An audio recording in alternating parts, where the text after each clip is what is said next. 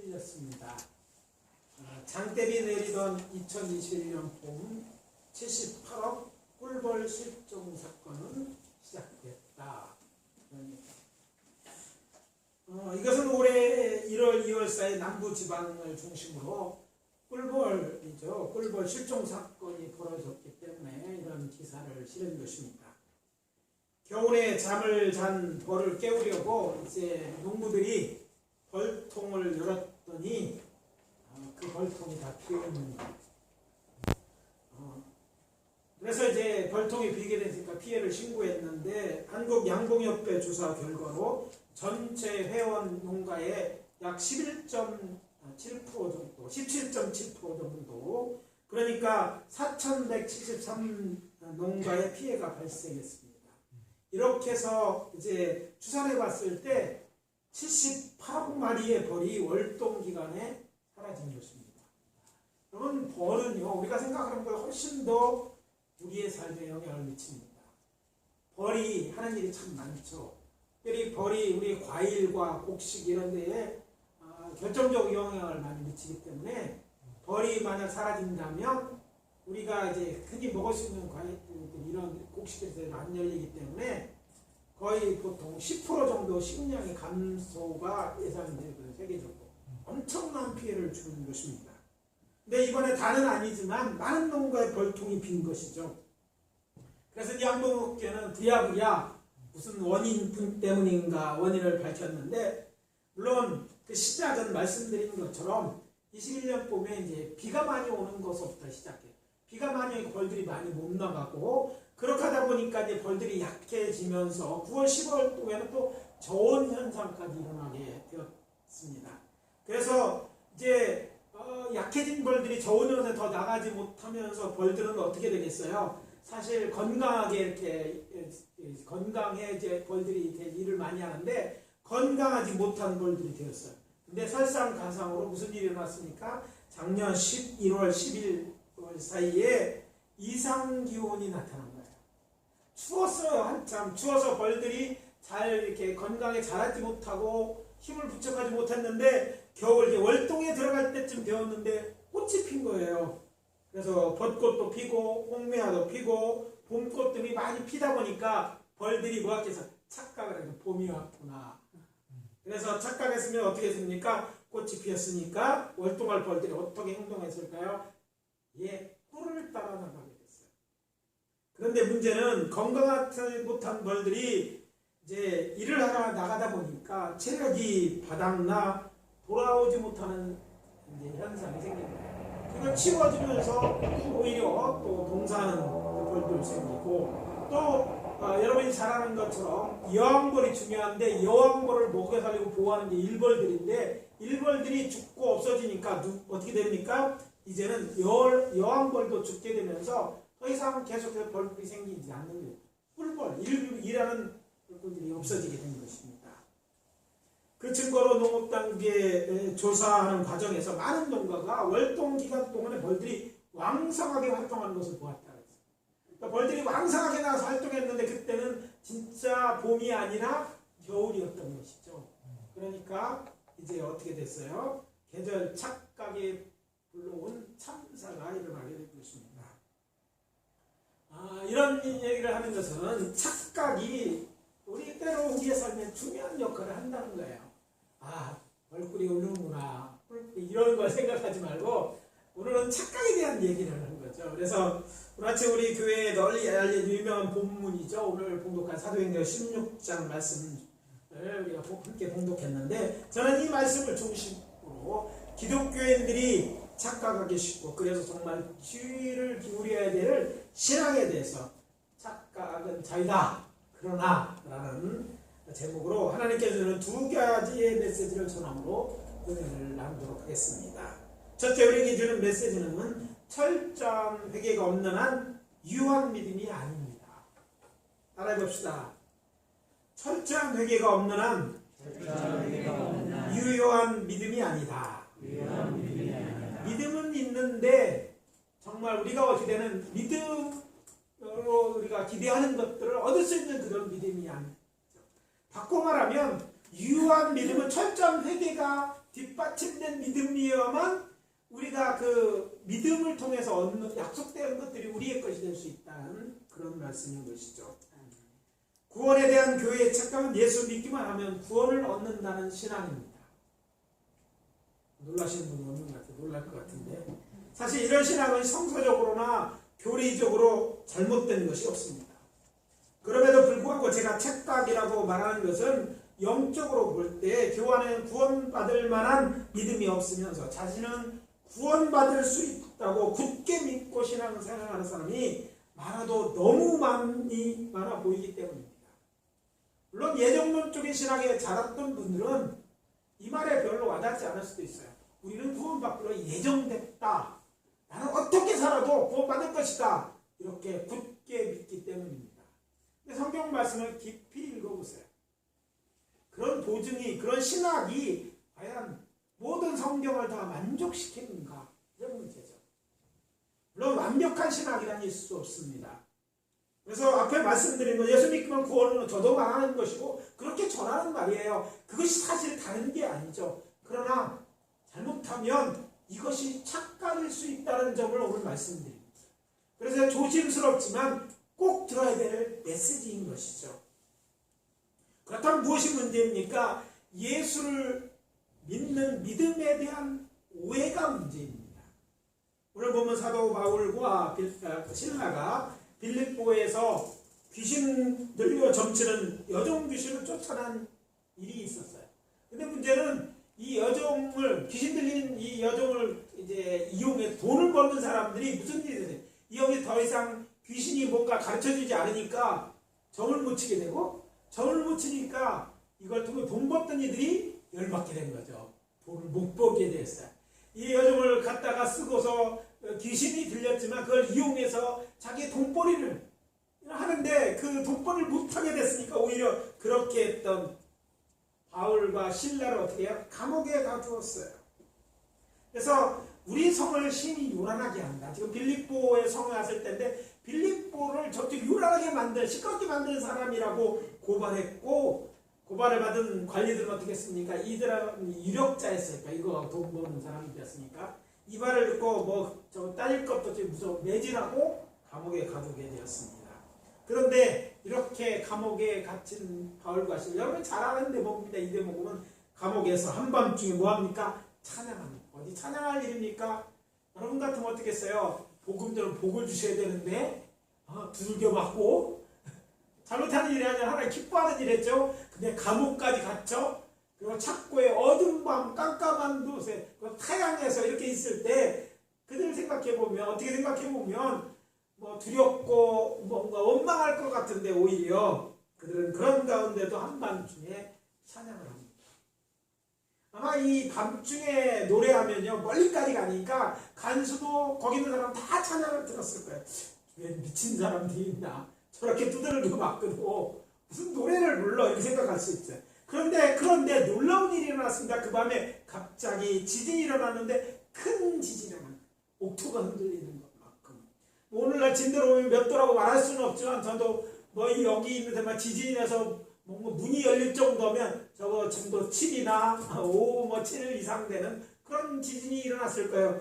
그렇게 일어나는 것에 정말 기적이 일어났습니다. 왜냐하면 어떤 기적이 일어나서 성경이 말합니까? 옥문이 열리고, 문제는 착고를 채웠는데 새로 된, 이렇게 말하자면 도망가지 못하겠어요. 세상 이런 걸로 채웠는데 그것도 풀어지는 일이 일어났어요. 여러분 지진이 흔들리나 그 풀어질 일이 없잖아요. 하나님이 역사하신 거예요. 그런데 놀라운 것은요, 이런 일이 있었음에도 불구하고 바울과 실라가 이것을 하나님이 우리로 걸어나가게 하시는구나 이렇게 생각하지 않았다는 거예요. 베드로 언급결에 막 지진에 나가서 깨보니까 바뀌었는데 그런 기적이 아니라 일어났음에도 불구하고 더 이상 자기를 묶어놓을 수 있는 게 아니었어요.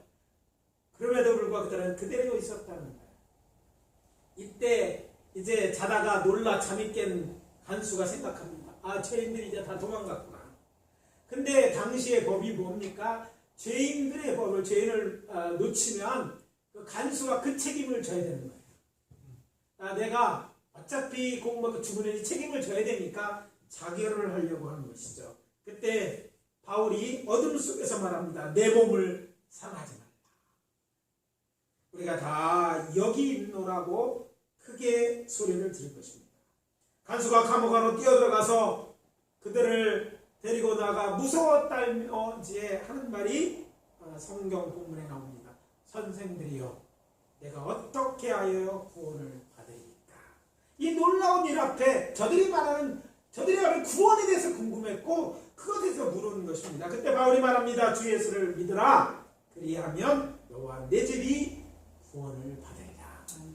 자, 앞에서 말씀드린 것처럼 예수를 믿기만 하면 구원을 받는다는 것은 뭐야? 이건 말씀을 통해서 볼 때 맞는 말이고 초대교회의 중요한 신앙이었음을 우리가 부인할 수 없습니다. 예수 믿어야 구원받습니다. 틀림없는 하나님의 말씀이고 주의 은혜의 말씀인 것입니다. 그런데 생각하여 보아야 될 것이 있습니다. 당연히 그냥 이걸 하지 말고 이제는 성숙한 신앙이 이루었으니까 생각해보자는 거예요. 예수를 믿는다는 것이 무엇인가?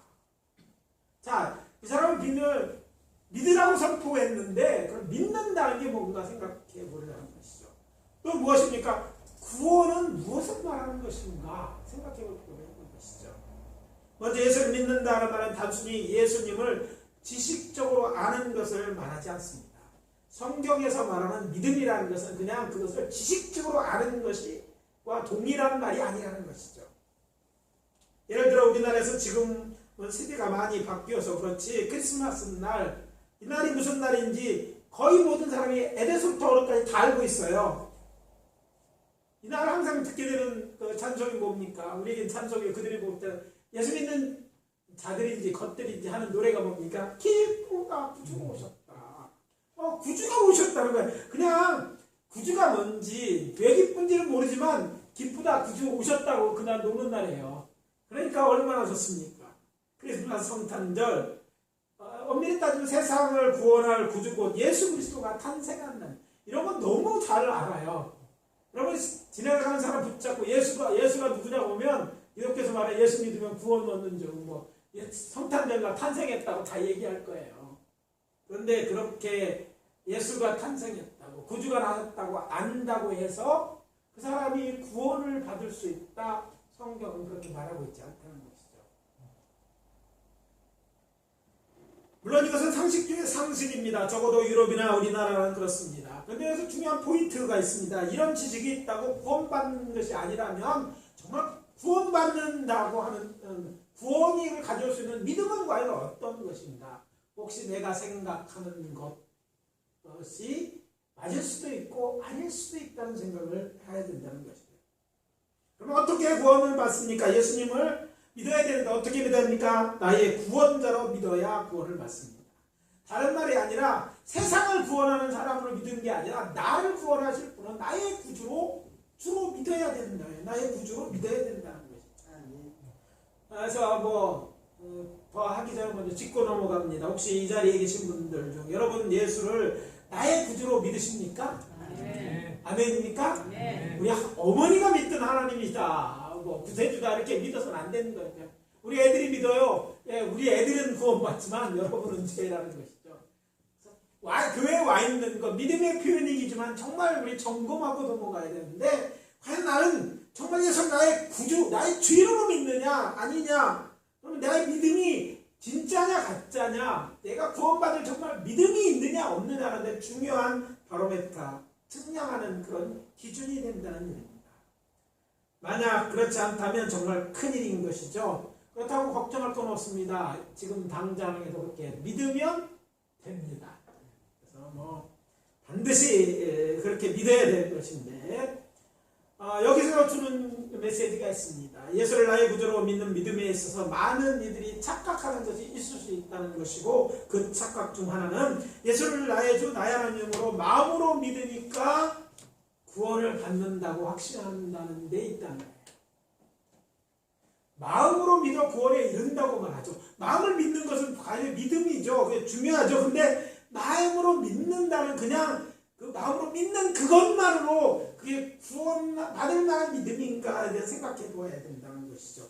물론 이것이 기독교의 핵심 교리 곧 가르침이고 제가 이것을 부인하는 것이 아닙니다. 단지 주께서 오늘 이 메시지를 전하게 하심으로 본문에서 말하는 믿음은 국어사전적 의미로는 믿는 마음이지만 예수 당시 곧 신약성서 시대 배경에서 보면 이것은 단지 믿는 마음만을 가르치는 것이 아니라 회개라는 구체적이고 실제적 행위가 포함된 마음임을 알리기 위해서입니다.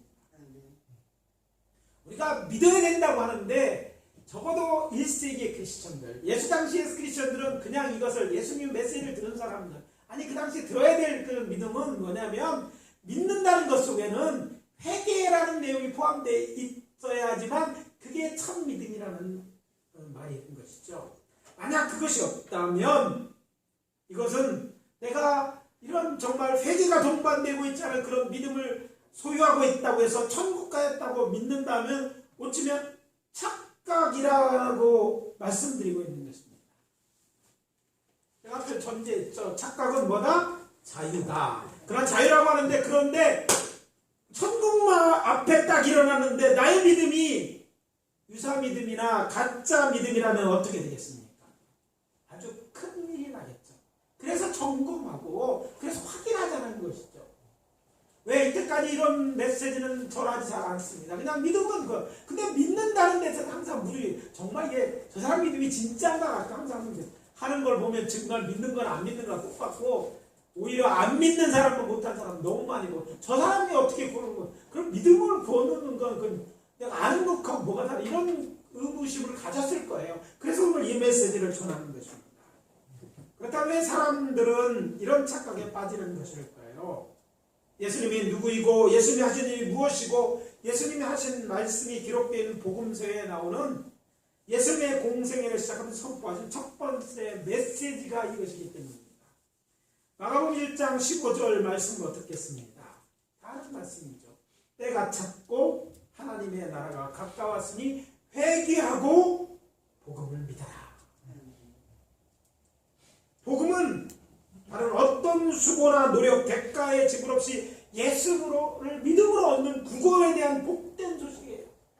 너무 그 소식이죠. 너무 좋은 소식입니다. 그런데 예수님이 이 복음을 전하면서 어떤 전제 조건을 이야기하고 있냐면 회개라는 전제 조건을 이야기하고 있다는 거예요. 사람들은 따로 생각하죠. 믿으면 다라고 생각하는데 예수님의 메시지는 회개하고 복음을 믿는 거예요. 근데 회개 없이 복음을 믿을 수 있고 회개 없는 복음이 때로 우리로 하여금 착각에 빠뜨립니다. 믿었으니까 구원을 받는 당연한 것으로 여기는데 당연하지 않은 것이 언제 천국문에 딱 갔을 때 일어난다면 어떻게 하십니까? 여러분 구원만큼 중요한 게 없습니다. 구원에 대한 믿음이 확실한 것은 언제 분명히 일어나면 천국문에 섰을 때 내가 죽음을 맞들었을 때 진짜 구원이라면 그러면 그 이유는 하나님의 다 하실 일이에요. 그렇잖아요. 우리 영혼은 우리가 어디를 갈지 몰라도 이미 낙원에 갈지 몰라도 하나님께서 어떻게 가는지 누구가 다 인도해 가시는 거예요. 우리가 어떻게 해야 될 건 염려할 게 없는 것이죠. 그 안에 우리의 영원한 미래가 있고 하나님의 누리는 영원한 낙원의 삶이 있는 거예요. 그런데 나는 구원받을 줄 믿었는데 그 앞에서 내 믿음이 가짜인 것이 드러났다면 어떻게 하겠어요? 여러분 위조지폐 있잖아요. 정말 진품과 거의 똑같습니다. 구별이 안 됩니다. 요새는 인쇄술이 발달해서 컬러 복사를 인쇄해서 어두운 밤에 주면요 받을 수밖에 없어요. 보면 똑같은 줄 알았는데 은행에 가거나 기계에 들어가면 아니라고 말하죠. 물론 금전적인 크게 손해봐야 10,000원짜리면 나 50,000원짜리 우리네 집에 제일 크게 50,000원 손해보는 것일 수 있어요. 그러나 구원은 다르잖아요. 더 이상의 기회가 없는 거예요. 그러니까 확인하고 왜 예수님은 회개하고 복음을 믿으라고 하셨을까? 복음을 믿으면 구원을 얻는데 그러니까 복음이에요. 근데 그 복음이 귀한데 회개하라는 단서가 왜 붙었을까? 생각해야 되는 것이죠. 영원 구원은 단지 지금 마음의 평안을 누리는 것을 의미하지 않고 결국은 영원한 하나님의 나라고 낙원에 들어가는 것을 말하는 것이기 때문에 중요하다는 거예요. 자, 그래서 이제 본문을 다시 돌아가서 본문에서 사도 바울은 주 예수를 믿으라는 말 속에 여기서 나오는 믿음은 단지 예수를 나의 구주로 믿는 마음을 가리키지 않는 것임을 알 수 있어요. 본문에 안 나오는 것 같죠. 근데 밑에 읽어보면 다르죠. 그래서 기독교에서 마치 천국 입장권처럼 보는 여기는 믿음은 단순히 예수를 나의 주 나의 연으로 믿는 마음이 아니라 그 회개가 선행되어지는 믿음을 말하는 것임을 우리가 알아야 된다는 것입니다. 확인 들어갑니다. 그 증거가 되는 것은 주 예수를 믿으라 그리하면 너와 내 집이 구원을 받으리라는 말씀이 31절에 나오는데 이어지는 33절과 34절에 나옵니다. 그 밤에 그 시각에 간수가 그들을 데려다가 그 맞은 자리를 씻어주고 자기와 그 온 가족이 다 세례를 받은 후 그들을 데리고 자기 집에 들어가서 음식을 차려주고 그와 온 집안이 하나님을 믿음으로 크게 기뻐하니 이렇게 되어 있어요.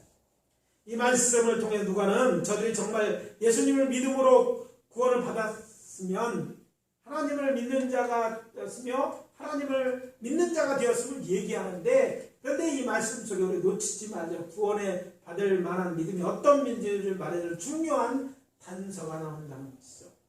그것은 바로 저들이 받은 침례입니다. 우리 성경 오역이죠. 근데 그대로 쓰겠으니까 세례라고 번역되어 있는 거죠. 침례는 마가복음 16장 17절에서 이렇게 말합니다. 믿음의 증거요 예수님께서 하신 구원에 대한 약속이기 때문이다. 이렇게 말하고 있죠. 믿고 세례를 받는 사람은 구원을 받을 것이요 믿지 않는 사람은 정죄를 받으리라. 자, 여기서 믿는다고 얘기하는데 마음으로 믿으면 구원받는다는 게 아니라 믿고 세례를 받는 거예요. 그러니까 여기서 앞에 전제된 게 정말 믿는다면 세례를 받는 거죠. 그러니까 정말 믿는다면 침례를 받는 거예요. 그런 사람들은 정말 믿고 침례를 받는 사람들은 구원받는데 믿지 않는 사람은 왜 정죄, 죄에 대해서 하나님이 공평하신 거 죄졌으니까 죄에 대해 심판받는다. 죄이니까 죄로 정죄받는다 이 말씀을 하고 있는 거예요. 그렇다면 침례받는 것은 무엇을 의미하는 행동입니까? 그것은 뭐니까 침례를 받는다는 것은요 자신이 죄인임을 인정하고 예수님을 자신의 구원자로 인정하는 공적 행위이기 때문입니다. 침례는 그냥 교회에서 맨 주니까 빨리빨리 받으라고 받는 것이 아니죠. 예. 군대에서 어떤 분이 다시 재침례해 주세요. 군대에서 세례를 받았는데 사실은 저는 거기 가면 좀 하루 쉴 수 있고 먹을 것도 주고 키트 준다 가서 그래서 내가 세례를 받았는데 그때 믿음 없이 받았으니 다시 받아야 된다. 그런 사람이 있어요. 그래서 보니까요 세례 받는 사람이 여러 번 받는 사람도 있더라고요. 근데 중요한 것은 정말 의미에서 세례는 어떤 행위가 중요하죠. 근데 행위 이전에 뭐가 있어야 돼요? 정말 자신이 죄인이라는 것을 인정하는 게 있어야 돼요. 내가 죄인입니다. 여러분 구원이 왜 필요합니까? 내가 죄인이기 때문에 죄에 쌓은 사망이기 때문에 그 죄에 대해 용서받아야 되고 그 죄의 값이 죽음이라 나는 치를 수 없는데 예수님께서 내 대신 값을 치렀다는 걸 믿고 하나님이 그렇게 우리를 구원하시려 우리의 죄를 용서하기를 만들었다고 믿고 예수를 나의 주다 하는 믿음으로 예수 안에서 나의 죄를 용서받고 예수와 함께 다시 사는 것을 구체적으로 우리의 믿음을 보여주는 것이 이것이 침례인 것이죠. 그렇다면 여기서 그냥 믿는다고 생각하는 것과 진짜 믿음 사이에는 어떤 것이 존재하냐면 회개라는 말 속에서 내가 죄인임을 인정하는 것이 중요하다는 걸 알게 됩니다. 많은 사람들이 그냥 예수 믿으면 된다고 생각하는데 정말 믿는 사람은 내가 죄인인 것을 인정해야 되는 거예요. 죄인인 게 인정 없이 교회에서 하라니까 그냥 예수 믿는다 메시아다 이렇게 큰 소리 하면 진짜 믿음이고 믿습니다 이렇게 말하면 믿음이 아니고 이게 아니에요. 정말 구원받을 만한 면은 먼저 내가 그 말씀을 들어보니까 내가 죄인이야. 나는 성경을 보니까 나는 죄 가운데 나고 죄를 지은 것 때문에 그 때문에 죄값을 치러야 되는데 모든 죄값 작거나 크거나 그 죄값은 사망인 거예요. 이것을 깨닫는 거예요. 내가 하나님 앞에 죄를 나는 부모님의 죄 가운데 나를 잉태해갖고 내가 태어나면서 지금까지 살면서 이런 죄를 지었구나. 그 죄인임을 인정하는 거예요. 그리고 주님께서 이런 죄인된 우리를 구원하고자 마련하신 그렇게 내가 지어야 될 죄값을 예수님을 보내 대신 그에게 전가시키고 우리를 구원하시는 길을 열었다. 그 은혜 그것을 내가 받아들이고 인정하고 주님이 이런 나를 구원해 주려 오신 구주라고 믿는 이런 것이 있을 때 그 믿음이 진짜 믿음이라는 것이죠. 그냥 믿음이나 믿습니다. 이게 예수님은 나를 저 이렇게 생각하는 거 진짜 믿음 사이에는 이런 것들이 있어야 돼요. 물론 그렇게 믿음 속에 이런 믿음이 있는 믿음이라면 그것은 유사 믿음이 아니라 진짜 믿음이고 구원의 능력 있는 믿음. 그러나 그렇지 않다면 뭐예요? 자신이 갖고 있는 믿음이 구원받을 것이라고 생각하고 있다, 거기 안주해 있다면요, 착각이 여러분의 인생 전체를 망칠 수 있어요. 하나님을 아시다는 예정에 대해서, 절대 예정을 믿는 사람들에서 의심을 지어요. 신학적인 차이가 있어요. 그렇다면 하나님은 절대 믿을 정해주고 안정했다면 하나님의 공의는 없습니다. 그래서 나는 그 구원에 관해서만은 나중에 후회할 수 없기 때문에 철저하게 다른 말씀 그렇지 않다면 생각해 봐야 돼요. 신학은요, 그때 가서 내가 잘못 배웠어요. 아무 소용 없습니다. 성경은 그렇게 말해요. 다른 말씀이 있다면 그냥 신학이 다르다고 생각하지 말고 왜 이렇게 말씀하셨을까? 이 말씀에 있는 그 의미가 무엇이고 정말 나는 보면 찾아 내가 그 문제를 해결해야 돼. 다른 것이 중요한가? 우리는 언젠가 다 죽을 수밖에 없어요. 우리는 이 사람을 떠나야 될 사람이고 언젠가 주 앞에 서는 날이 있고 언젠가 천국문에 앞에서 우리의 믿음이 진짜인가 가짜라는 가지를 확인받아야 될 때가 있을 것이기 때문에 그렇습니다. 후회하면 늦었어요. 착각 속에 살다가 여러분 그러나 어떻게 돼요? 아니었다면 여러분 낭패를 보는 것이고 헛믿는 것입니다. 인생을 허비하는 거예요. 어려운 것이 아닙니다. 지금 이런 것이 정말 침례를 통해서 정말 이것들이 확인됐나 다시를 점검하고 그렇다면 안심이 있는데 그렇지 않으면 안심해서는 안 되는 거예요. 이런 믿음을 확증하는 행위를 주님께서 요구하셨고 그렇게 했을 때 구원받을 그들은 뭐예요? 예수님은 그랬잖아. 구원을 얻을 것이라고 약속하신 거예요. 정말 나를 죄를 인정하고 그 죄값이 무엇인지 한 거 그런 나를 위해서 예수님께서 우리의 죄를 용서해 행하신 일들을 인정하고 그 은혜에 감격하는 것 그리고 그렇게 용서받을 자의 죄가 무엇인지 일일이 주님 앞에 통해 자복함으로 그런 그 정말 그것만 믿음이 있으면 확실한 것이고 그렇지 않으면 생각해 봐야 된다는 것이죠. 중생, 거듭남 이게 사람들이 이단들이 자기 이용하는 그런 악용하는 그런 말씀이기도 하는데 그 비밀은 자신의 죄를 통해 자복하는 회개 없이는 이런 것이 실질적으로 일어나지 못한다는 거예요. 영적 경험은 그런 것들이 있어야 된다는 거예요. 좀 더 구체적으로 들어갑니다. 하나님 사람 앞에서 사람이 죄신을 깨닫고 자신의 죄를 대해서 철저히 회개하지 않으면 안 된다는 거예요.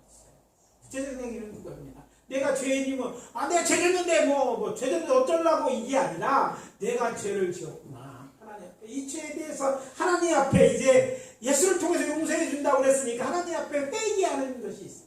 그런 것들이 있어야 된다는 거죠. 우리의 죄를 속량하게 십자가에 죽으신 우리 구주 예수님 그 예수를 나의 주 나의 하나님을 믿고 그 앞에 나의 죄를 다 토설해낼 때 우리는 그 주께서 주시는 그 사죄에 대한 그런 은혜가 있어요. 마치 바닷가에 밀려오는 바다처럼 죄와 사망으로부터 자유함을 얻게 되는 그런 큰 기쁨이 우리 안에 차고 넘치는 걸 경험하게 될 것입니다. 아멘.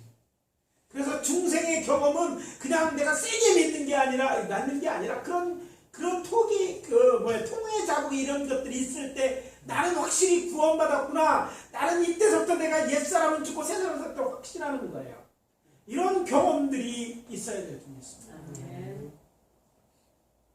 그래서 신앙생활은요, 이런 영적 체험이 있어야지만 여러분이 생각하는 건 강한 믿음이 될 수 있고 이 영적 이런 체험이 여러분을 알고 그 믿음을 굳게 인정해주는 증거들이 되어질 것입니다. 그래서 이 말씀 듣고 어쩌면 나는 그런 걸음이 없었다 늦었다고 생각하는 분들은 이렇게 말씀드립니다. 너무 아직도 늦은 것이 아닙니다. 아직 기회가 있을 때 회개하시기 바랍니다. 회개하세요. 교회에서 요즘 제일 안 하는 말이, 하지 못하는 말이 회개하라는 말이라는 건데, 아니, 회개해야 됩니다. 회개를 말하지 않는 교회는 가짜예요. 저는 그렇게 믿습니다. 하나님 앞에 지은 죄에 대해서 설득하는 회개가 있어야 될 줄 압니다. 물론 다 온전히 치습을 인사하면서 손발만 씻으면 되는 것처럼 하나님 앞에서 손발을 씻은 회개를 하지만 철저하게 정말 내 속 사람이 완전히 주님 앞에서 변화되는 그런 영적인 경험들이 있어야 됩니다. 물론 어떤 사람들은 이런 기회를 얻지 못할 것입니다. 예수 늦게 믿은 사람, 정말 행운같이 죽기 직전에 예수 영접한 사람들, 회개할 시간조차도 갖지 못하고 죽음을 맞이할 수 있습니다. 그럼 그것이 없었다고 구원이 없는가? 그렇게 믿지는 않습니다. 이때는 그가 가진 믿음이 구원받을 믿음인지 아닌지는 우리가 고민할 게 아니라 주님께서 아시고 결정하시는 문제예요. 중요한 건 우리가 시간이 있다면 지금, 아직 그때가 아니라면 지금 우리는 회개하고 돌이킬 때라는 얘기죠. 방법도 그리 어렵지 않습니다. 왜냐하면 주님께서는요, 누구보다도 그 누구보다도 당신이 지은 죄를 깨닫고 회개하기를 원하시기 때문에 그렇습니다. 그렇기 때문에 성령님께서는요, 우리가 회개할 수 있도록 지금까지도 그래 오신 것처럼 적극적으로 여러분을 도와주시는 것입니다. 문제는 내가 죄인이라는 것들을 확실히 깨달았다면 그게 회개가 있어야 되는 거예요. 그래서 주님 앞에 나와서 여러분 회개를 하려는 마음이 있어야 되고 회개하셔야 되는 거죠. 물론 그에게 도움을 준데 저 같은 목회자도 도움이 줄 것이고 또 우리의 믿음의 우리 선배들도 그런 경험 있게 도와주실 것이에요. 중요한 것은 하나님 앞에 정말 하나님 앞에 서서 일단 내가 어떤 죄인이었는지 어떤 사람인지 그 은혜를 뭘 경험되자면 이런 경험이 있어야 된다는 거예요. 그때 이제 도움을 주는 말은 이것입니다. 왜 성자 하나님 예수님이 굳이 인간의 몸을 입고 이 세상에 오셨을까? 만약 그냥 믿음으로 된다면, 믿음은 되게 부족한다면 주님 오실 필요가 없는. 그런데 주님은 인간의 몸을 입고 오셨고 또 오셔야 됐기 때문에 오신 거죠. 왜 그랬을까? 그렇게 않고는 죄값을 치를 때는 구원받을 수 없고 죄 없는 인간이 세상에 없기 때문에 죄 없는 인간이 필요해서 하나님께서 친히 인간의 몸을 입고 신의 비하라고자 하나님이 인간이 되신 거예요. 낮아지신 거예요. 죄인된 모습으로 오셔서 죄 없이 살았지만 아무 죄도 없는 그가 세상의 죄를 지고 십자가에서 저주 달린 자처럼 주님의 외모에서 죽어가셔야 됐던 거죠. 왜? 그는 죄가 없으지만 우리의 죄를 짊어지셨기 때문에 그렇습니다. 그래서 죄인을 외면하시고 죄값을 치러야 되기 때문에 사망, 죽음을 경험하실 수밖에 없었던 것이죠. 그렇다면 왜 인간에게 구원이 필요한가? 우리는 죄 가운데 살다가 결국 죄 때문에 하나님의 아들조차도 죽이신 하나님께서 죄값을 치르게 하지 않겠어요. 근데 그것은 단지 죽는 것을 의미하는 게 아니라 영원히 고통 속에 영벌을 당할 거예요. 그렇다면 어떻게 됩니까? 기회 주어졌을 때에 회개하고 돌이켜야 될 줄 믿습니다. 지금 사순절 기간을 지나고 있습니다. 이때가 기회라고 생각합니다. 예수님은 뭘 생각하십니까? 십자가 죽는 거 고민을 그냥 상상 속에 있는 것이 아니라 구체적으로 예수님의 죽음은 나의 죽음, 내가 죽어야 될 것을 대신 죽은 것이고 죄에 대해서 하나님의 생각과 하나님의 세우신 법칙이 무엇인지 분명히 드러나는 거예요. 죄에 대한 생각은요, 죄의 싹은 사망입니다. 이 하나님의 공의의 법칙은 변하지 않는 거예요. 당신의 아들에게도 모든 사람에게 다 적용되는 거예요. 그냥 하나님은 사랑이니까 용서해 주실 것, 그건 당신 생각이고 착각은 자유라고 그랬죠. 그 착각을 자유라는 날 믿고 따라가다 멸망당하지 마시고 회개하십시오. 성령님 여러분 회개하시도록 도와주세요. 여러분 옛날에 죄를 다 어떻게 기억해요? 걱정하지 마세요. 주님 앞에 나와서 이렇게 고백합니다. 주님, 저는 죄인인데 내가 죄인 죄에 대해서 잘 모르겠어요. 근데 주님 우리를 구원하시려고 하시잖아요. 깨닫게 하시죠. 많은 사람이 회개할 때 그런 경험이 있잖아요. 왠지 그냥 눈물이 나. 과거에 했던 일이 다 주마등 되고 이런 데도 내가 죄인이구나 막 이런 것들이 다 나오게 하고 회복하게 하시는 거예요. 그래서 정말 구원받았을 때 어떤 영적 경험, 특별히 안 믿는 사람가 믿는데 그럴 때 이런 경험이 있으면 정말 다행이에요. 근데 참 안타까운 거는 이 모태신앙인 문제야. 이런 경험이 없이 교회에서 열심히 섬겨요. 근데 다들 다 알아 머리로 끄떡끄떡. 근데 하나님과의 영적 경험이 없어. 내가 부모님 믿는가 나를 낳았지만 그 안에 내 존재에 대해서 철저히 회개한 적이 없어. 그러니까 짓는 죄 또 짓고 또 짓고 또 그러면서 구원받았다는 믿음 안에 그냥 하다가는 이게 착각이 자유가 아니라 착각이 나의 인생 전체를 망칠 수 있습니다. 이번 기회에 다시 한번 주님 앞에 겸손히 우리의 죄를 자복하시고 하나님의 사죄의 은총을 경험하게 되시길. 그래서 여러분의 믿음이 구원받았으면 그 믿음에 따라서 여러분의 고백한 침례를 받으신 것이고 또 세례된 침례 받으신 것이고 그래서 여러분의 믿음을 갖고 있다면 여러분 염려할 것이 없어요. 적어도 누구나 다 죽는데 죽음이 올지라도 누구나 다 죽는 것이고 언젠가 다 죽는 거예요. 제가 신앙생활하면서 저에 대해서 좀 믿음이 좋다 저 사람은 산자 얘기를 많이 듣습니다. 제가 이제 100m에서 절벽에서 뛰어내려오는 2번 경험이 있는데 걱정은 자살하다 실패한 게 아니라 제주도의 삼방불사회라는 그 뒤에 미군 유격장이 있어요. 그래서 앞으로 떨어지는 이제 레펠이 있는데 줄벽 앞으로 떨어지는 걸 하는 거예요. 제일 마지막 코스가 절벽 중간에서 100m 절벽에서 뛰는 거예요. 이제 거기 경험할 때 첫 번째 사람들이 가는데 거의 한참 올라가는 사람 다 뒤로 내려오는 거예요. 그래서 앞으로 오니까 제가 가운데 섰는데 앞에가 딱 풀렸더라. 그리고 줄이 하나 밑에 바닥이 있고 그걸 걸고 뛰는 거예요. 절벽에서 뛰어내려야 되는 거예요. 뛰면 그 줄이 걸려 있어서 줄을 딱 잡으면 절벽 2-3번 정도만 하면 100m 밑에까지 오고 머리가 무겁죠. 딱 떨어지면 제가 이제 2번 이 레펠링을 해봤는데 이 레펠링을 통해서 제가 그 앞에 딱 설 때 2가지를 딱 묻더라. 너 어디가 뛰어내야 돼? 수용이 있잖아요. 딱 저에게 물었어요. 너 정말 예수 믿냐? 그러니까 정말 예수를 믿나 제가 대답했어요.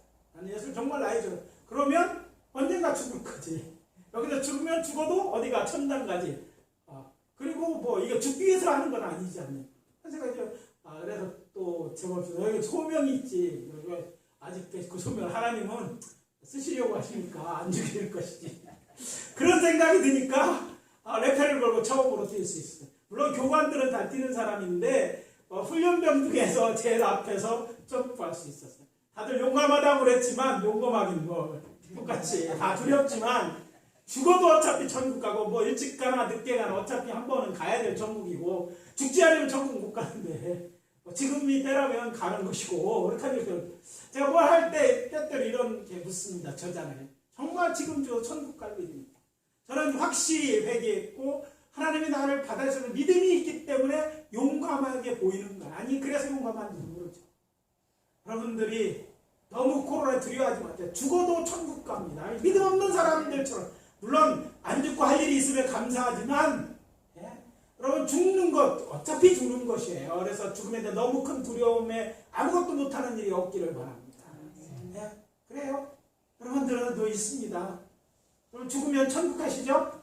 네, 믿어요. 착각이 아니라면 확실하다면 된 거고 아니라면 회개하시고 확실해지 믿음을 갖고 신앙생활 하시기 바랍니다. 둘째 심지 않으면 축복의 열매는 없습니다. 축복에 대한 교회의 착각은 하나님이 복을 주시면 많은 열매를 얻을 수 있다고 생각하는 것입니다. 사실 이런 신앙은 성서적으로나 교리적으로 잘못된 것이 없습니다. 문제는 하나님께서 하늘 문을 열고 아무리 많은 복을 내려주신다 할지라도 내가 심지 않으면 거둘 것이 없고 하나님이 정말 수고한 대로 보는 축복이 아니면 그것은 유혹일 수 있어요. 아무리 내가 하나님이 복을 주려도 내가 받을 것이 안돼 마치 비가 아무리 와도 뚜껑 엎어놓은 솥뚜껑이든지 항아리 엎어놓으면 물이 한 방울도 안 들어가는 거랑 똑같은 것이죠.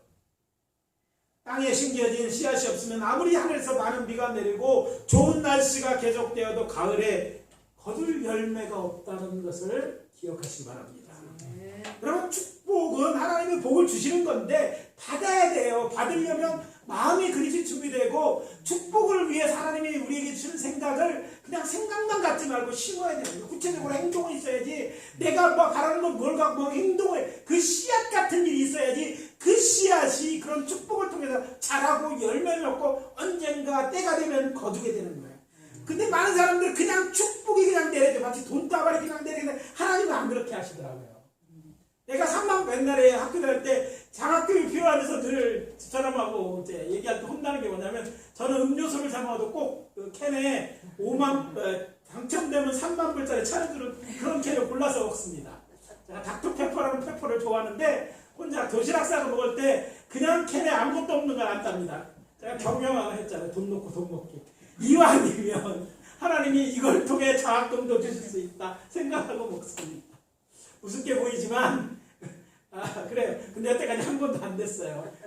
그러니까 고생하고 또 뭐 이렇게 했지만 그렇다고 못 맞힌 건 아니고, 그래도 이왕이면 뭔가 씹어야 되니까 똑같이 먹는 게 그래도 그것이 있으면 해보는 거죠. 딱 오늘도 없어. 뭐 별로 항상 실망하는 거니까. 그렇지만 뭔가 아무것도 안 하고 그냥 달라고 하지 않는 거예요. 하나님 주시기에 큰 복을 주십시오 생각해놓고 한 주도 안 세요. 그러면 아무리 주식이 올라도 소용이 없어요. 물론 손해도 안 보죠. 심은 게 없으니까. 그럼 축복에 대해서 오해는, 아무것도 축복을 구한다고 그냥 축복이 무조건 다 임한다고 생각하지만, 성경을 자세히 읽어보면 복받을 일을 해야 돼요. 복을 받았다면 우리를 복주심의 속에서는 하나님이 우리는 뭔가 심을 것들을, 뭔가 해야 될 것이 있는 거예요. 자녀의 복을 주신다고 했는데 와, 아무 일도 안 하면 자녀가 안 생기는 거와 똑같아요. 그래서 우리가 성경을 잘못 이해해서는 안 되는 거예요. 오늘 아침에, 어제 아침이죠. 제가 새벽에 일찍 오게 됐습니다. 뭐 9시부터니까 8시 반까지 와가지고 이제 전날 이제 안 목사하고 준비해놓고 다 갔기 때문에 히터 켜고 하고 나서 어떡하다 밖에 나보니까 놀라운 일이 있어요. 어제 분명히 없었는데 이영구 지사님이죠? 네, 밭에 상추를 벌써 심어놓으셨더라고요. 언제 왔다 간 건지, 야간을 해서 그런 건지 모르지만 깜짝 놀랐어요. 제가 8시 반 전에 왔는데 이미 그거 다 심어놓고 가신 거였어요. 그렇잖아요. 이게 좀 이렇게 했다는 거 뭡니까? 뭔가 심은 거야. 때가 됐다는 걸 아시죠? 아시는 것처럼 우리 이영구 집사님 농부의 아들이, 농부의 아들이기 때문에 한 것이 아니라 교회가 성도를 사랑하는 마음까지 이런 거 했다고 저는 믿습니다. 뭔가 심어놨으면 그게 이제 비가 오면, 그냥 비가 왔으면 그냥 만땅만 지키지만 심어놨으니까 이게 잘할 거예요. 여러분이 상추를 따먹으셔도 됩니다. 저한테 허락 안 받고. 꼬치가 있으면 꼬치를 따가셔도 돼요. 뭔가 심고, 그러니까 축복이 임하는 거야. 저는 이 단순하지만 이 하나님의 축복의 원리를 이해하는 우리 성도님들 되기를 원합니다. 매년 반복되는 일이겠죠. 논농사 짓는 사람들이요, 지금부터 벌써 이렇게 논농사 준비를 시작했어요. 아직 뭔가 심지 않았어. 밭농사 지르는 뭘 심을까를 결정하고 언제 심어야 되는지 보고 어떻게 하죠, 로타리 친다고 그러죠. 그 밭을 준비하거나 논을 갈아엎는 이런 일들을 하고 있는 거예요. 때가 되면 때에 맞춰서 심어야 되고, 그래서 그걸 잘 깎아서 가을에 되면 열매를 거둘 수 있는 거예요. 아무리 오늘 가을에 자연산 콩 먹고 싶으면 아무 땅이라도 콩 한 그릇 더 심어놔야지 그게 자라서 가을에 거두는 거지. 매시매라 기도 열심히 하면 침만 튀기지 그게 자라갖고 뭐가 나라는 이런 일이 없다는 거예요. 오늘날에 우리나라에 알려진 속담 중에 콩 심은데 콩 나고 팥 심은데 팥 난다는 말이 있습니다.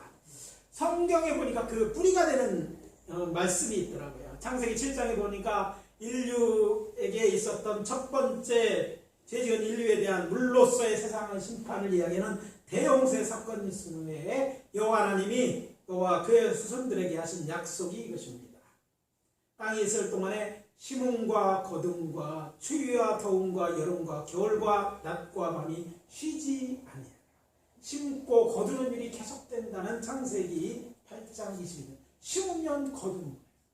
하나님의 심고 거둠의 법칙이다, 이렇게 말합니다. 이건 자연 법칙이기도 하죠. 하나님이 선하시기 때문에 하나님이 이걸 축복하셨고, 지금도 뭔가 심은 거두는데 이것은 단지 곡식에 대한 일만이 아니라 우리의 영적인 축복, 축복에도 적용되는 말씀이라는 거예요. 성경을 통해서 우리 확실히 알 수 있는 것은 우리가 믿고 섬기는 하나님 어떤 하나님입니까? 우리에게 복을 주시는 하나님이십니다.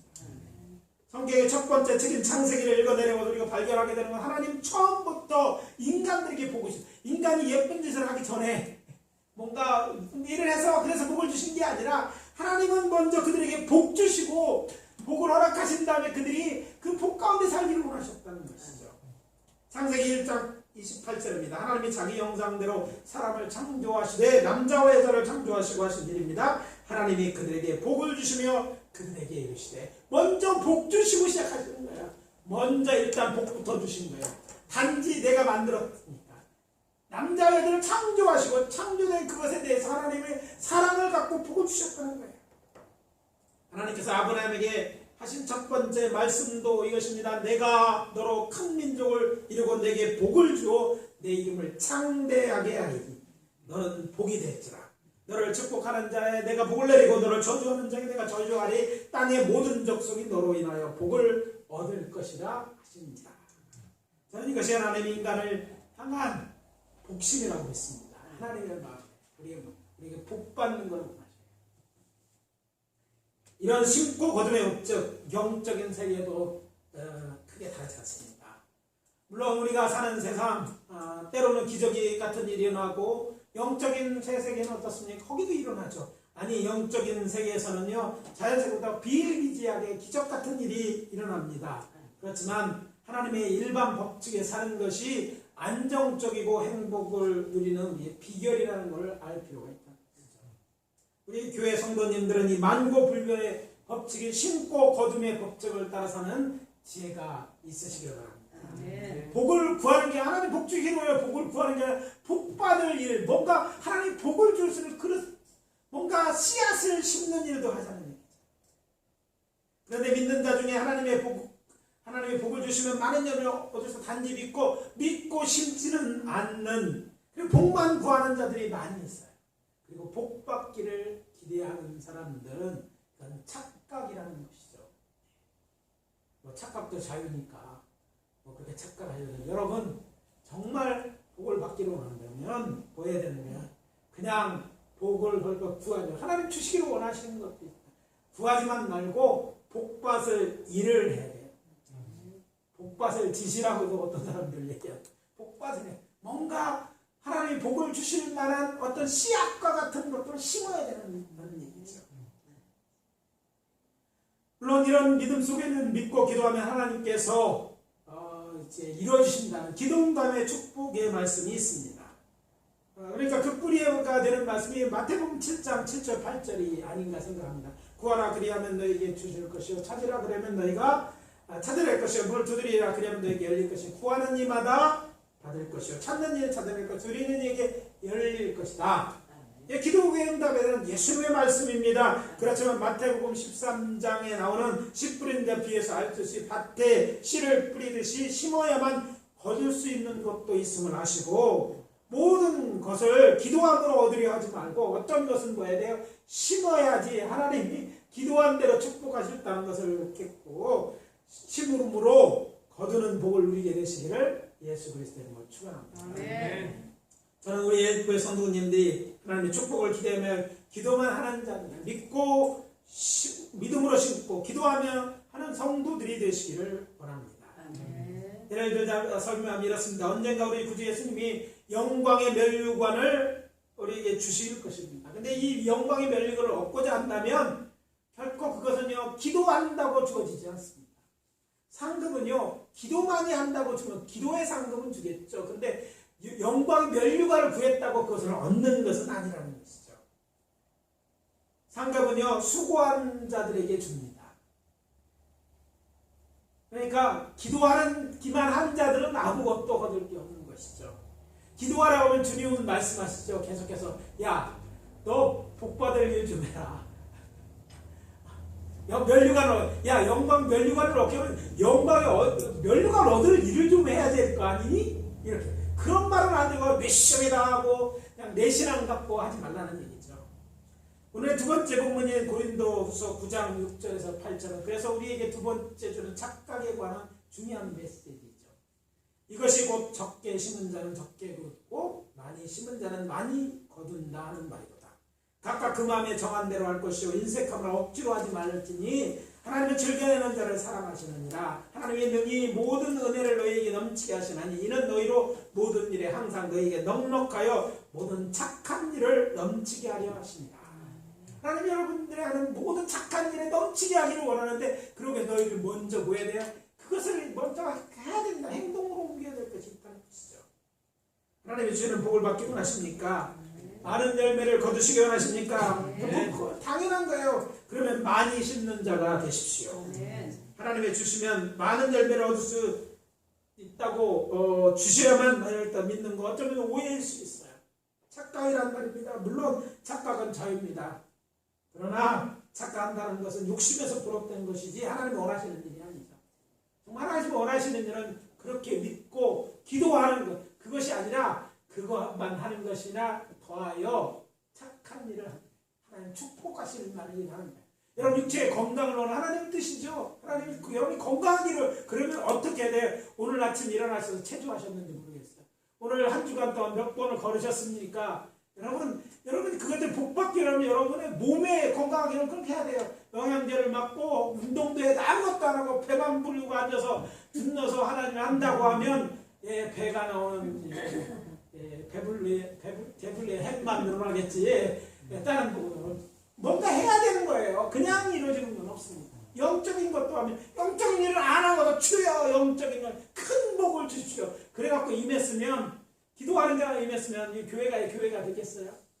하나님 임하시지 않고 그런 거 복을 할 수가 없어. 주실래도 뭐 줘봐야 아무 열매를 맺지 못하기 때문이죠. 그래서 말씀드립니다. 사도 바울의 말처럼 저는 여러분들 삶에 하나님의 은혜가 넘치기를 원하십니까? 그렇다면 어떻게 해야 하겠습니까? 하나님의 일에 열심을 내십시오. 여러분이 작아 보이는 것도 주의 전에 나와서 예배하는 것, 성가대로 봉사하는 것, 그걸 섬기는 거 다 착한 일들이고 복받을 일들이 있습니다. 하나님 기억하십니다. 그걸 통해서 일하십니다. 누구를 대우하고 누구를 섬기는 일이든지 그것이 어떤 것이든지 선한 마음 속에서 하나님의 기뻐하시는 일을 행한다면 여러분의 자신에게 또 이웃들에게 행한다면 그것은 힘든 일이고 하나님은 반드시 그 일에 대해서 축복하심으로 여러분들이 그 열매를 따게 될 것입니다. 그렇다면 여러분이 구하는 것보다 더 크고 많은 열매들을 여러분 거두게 될 것이고 그것이 여러분들에게 복 주시기를 원하는 하나님의 마음인 줄 읽어내시고 올해 한 해 영적으로는 구원에 대한 확실한 믿음을 가지시고 많은 것을 심어서 올가을 언젠가 또 뭐 다 걷겠지만 많은 열매로 하나님이 기뻐하시고 저는 우리 성도님들이 정말 여러 가지 건강으로 하는 일에 여러 가지로 복 받기를 원합니다. 아니 여러분의 자녀도 복을 받기를 원합니다. 그런 복을 누리게 되시기를 예수 그리스도의 이름으로 축원합니다. 아멘. 이 봄에 영적인 일에도 좋은 시간을 많이 싣고 거두시는 성도님들 다 계시기를 예수 그리스도의 이름으로 축원합니다. 기도합니다. 아버지 하나님의 주의 은혜와 사랑을 감사합니다. 오늘 우리들이 착각할 수 있는 우리가 잘 알고 있지만 깊이 생각해야 되는 말씀을 통해서 우리들을 깨우치시고 우리들을 복된 자리로 초청하시니 감사합니다.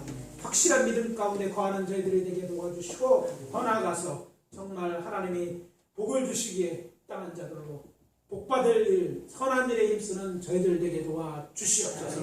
올해 한 동안에 저희들이 하는 일에 복을 주시되 영적인 큰 성장이 있고 많은 열매가 있기를 원합니다. 우리 하는 가정과 우리의 일대 하는 일에도 그런 복이 넘치는 우리 성도님들 되어줄 수 있도록 축복해 주시옵소서. 지금은 우리 구주 예수 그리스도의 은혜와 하나님 아버지의 사랑하심과 성령님의 내주 역사 고통하심이 오늘 주신 말씀을 깨닫고 착각하는 자가 아니라 그 의미를 잘 알고 깨달아 정말 주님께서 축복하시는 인생들 되어지기를 예수 그리스도의 이름으로 축복하며 기도합니다. 아멘.